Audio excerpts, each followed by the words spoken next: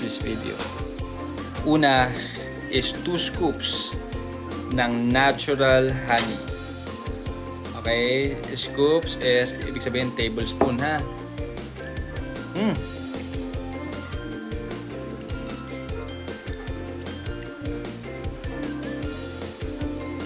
Oops.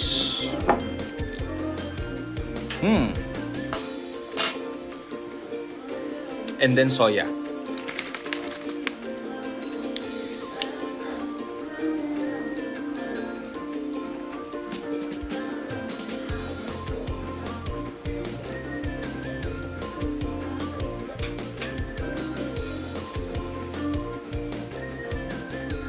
Kaya ano pang hinihintay nyo? Subukan nyo na. Trust God's food.